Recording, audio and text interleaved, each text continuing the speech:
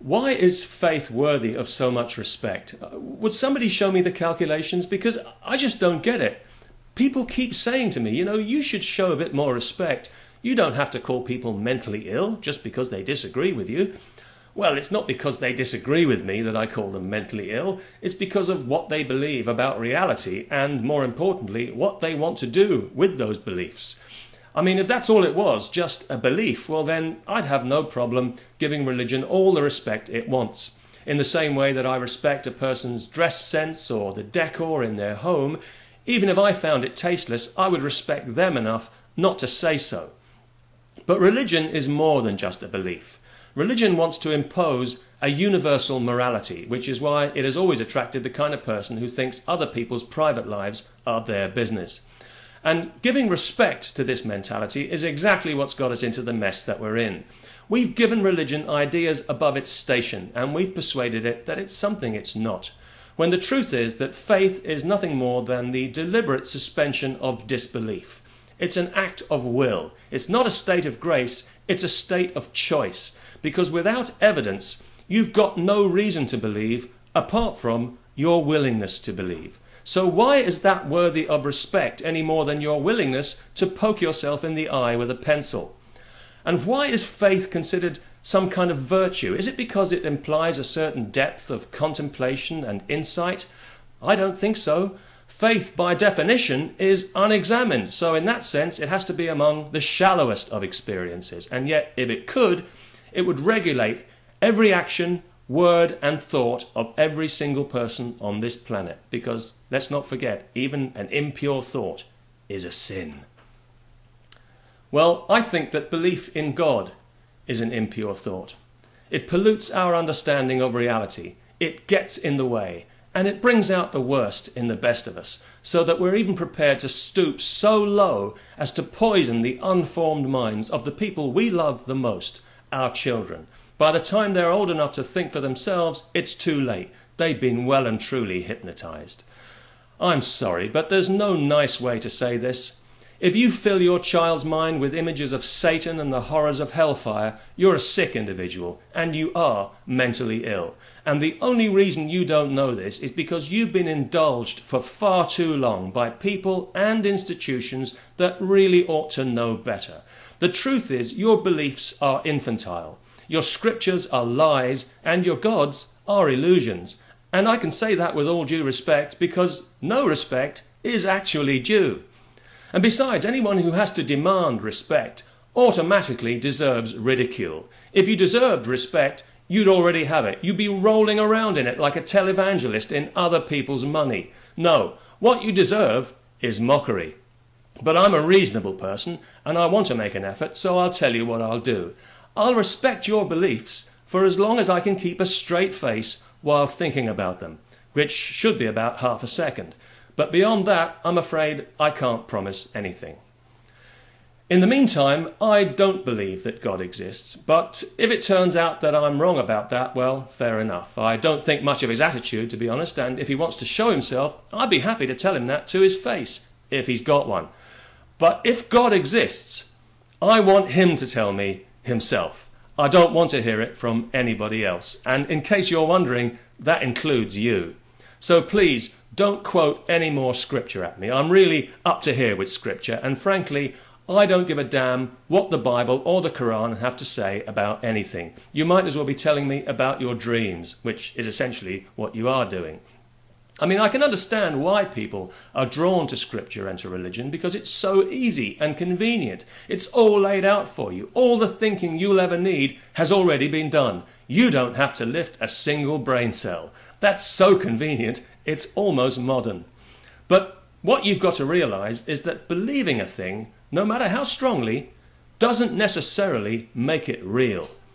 I mean, you could be hypnotized into believing that you're a chicken, but you can't reasonably expect other people to share that belief, at least until they see a few eggs.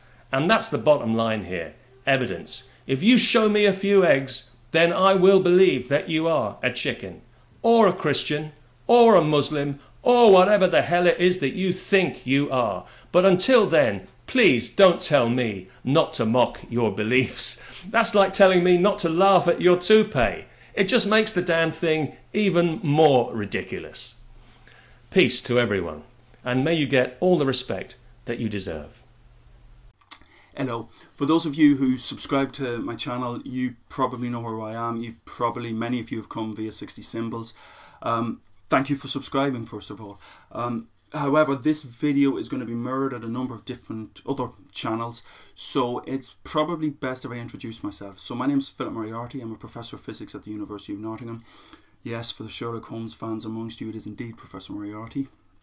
I'm involved in research, teaching, admin at the university.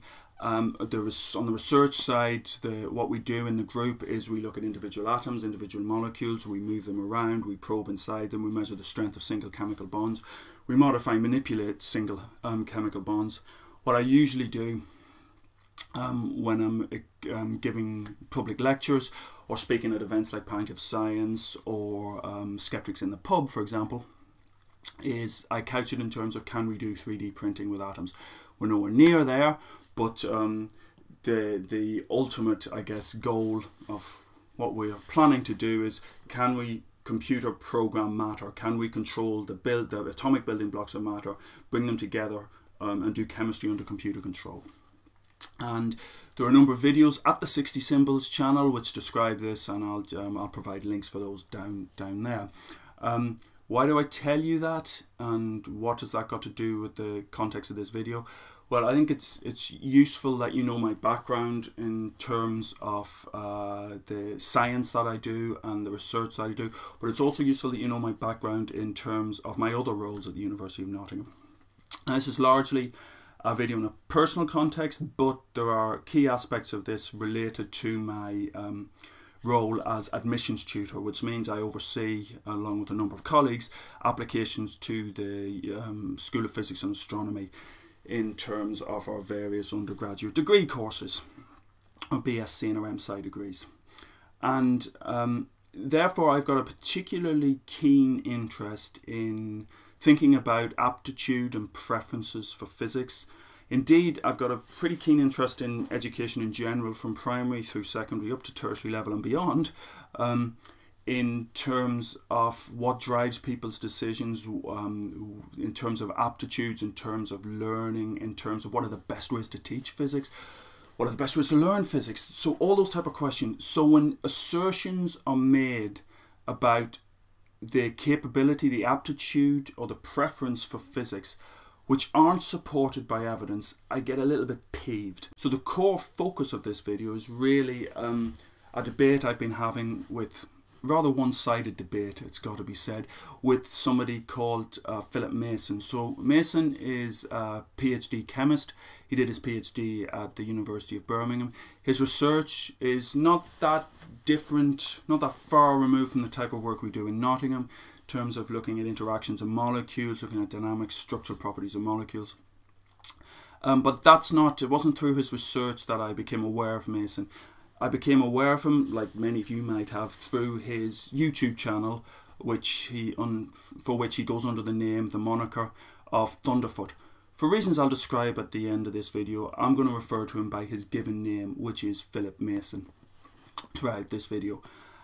So in those videos, at his YouTube channel, Mason has spent a great deal of time arguing, quite laudably and quite correctly, that really, if we're going to make assertions, that we really have to back those assertions up with evidence. Indeed, he has, rather self-importantly, it must be said, decided to coin the acronym PEARL for physical evidence and reason logic, and indeed has described himself as a Pearlist. So you would think that Mason would be very keen to back up his arguments with strong evidence. If he's making assertions, if he's making points, that given that he's a Pearlist, he would use reasoned logic and use evidence to develop his arguments. So how does this connect with aptitude preference for physics? What has Mason got to do with that? Well, Mason and I were on an episode of the Magic Sandwich Show, a podcast, about a year ago, roughly a year ago. And a number of things we were discussing, but one of the topics we got onto was the gender balance in physics. Now, the gender balance in physics is tilted very heavily towards males. It's roughly 80-20. And it's interesting to think about why that might be. For example, in maths, the gender balance is much closer to 50-50. And Mason made the quite remarkable assertion that gender balance in those figures are dominated by what he calls, what many call, sexual dimorphism. And what that means is that it's a genetic, it's a biological thing, and that's why the gender balance is tipped so heavily towards males. Now, this is a remarkable assertion, and I asked Mason to provide evidence for that. Now, on the show, he couldn't provide it. And it's no use saying, and this is in effect Mason's argument, it's no use saying, well, men are obviously different from women, therefore sexual dimorphism, therefore gender balance in physics. That is a pitifully poor argument. That's an argument that's as poor as, well, look at the eye, look at how complex the eye is. Surely that must have been made by an intelligent designer. How could you not believe that? It's at that level, the argument is. And given that Mason has spent so much of his time, made a whole series of videos with the title of the series is Why People Laugh at Creationists, spent so much time focusing on evidence, it was wholly disappointing that he couldn't provide this evidence. So, that was a Magic Sandwich Show, various other fora on the internet, he's made these claims. So I wrote a blog post.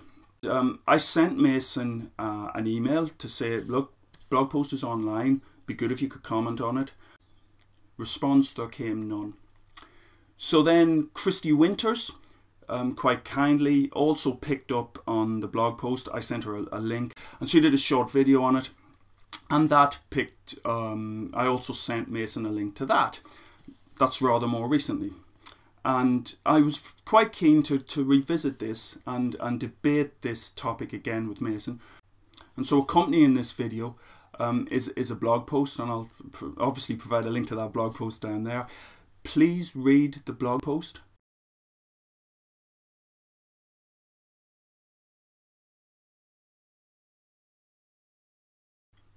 So I don't want to make this video too long, and it's really just a trailer for the blog post, but there are a few peripheral points that I'd like to pick up on that have stemmed from this rather one-sided exchange with Mason. The first of these is language. There's no point arguing that you're putting across reasoned, rational, logical, scientific viewpoints when your language, your discourse is sub that you'd expect, or I'd expect, or anyone would expect, from a 10-year-old, and a 10-year-old with a particularly weak reading level at that. The level of discourse that just the standard of the emails I received from Mason in terms of just how they were constructed, the poor grammar, the childish, immature retorts, that's really disappointing, really disappointing for anyone on the internet, let alone somebody who claims to be, I'll say it again, a pluralist. That's the first thing. So communication is the first thing. Second thing is this whole pseudonym nonsense.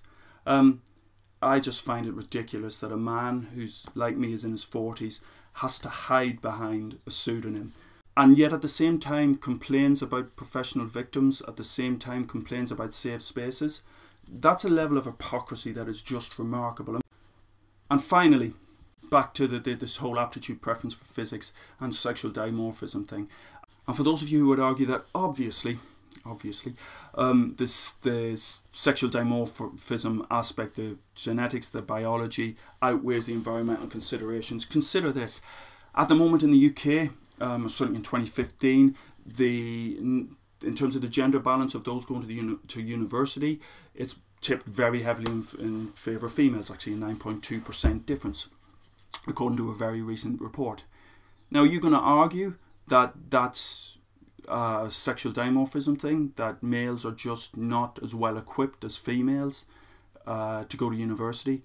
Or are you going to argue that there may well be an environmental aspect of this? And if you're going to argue that there's going to be an environmental aspect in that case, why do you then dismiss the environmental aspect when it comes to preference aptitude for physics? I hope that some of you responding to this video can do a better job than Mason in terms of addressing my comments. Thank you for listening, and I look forward to your comments. Thank you.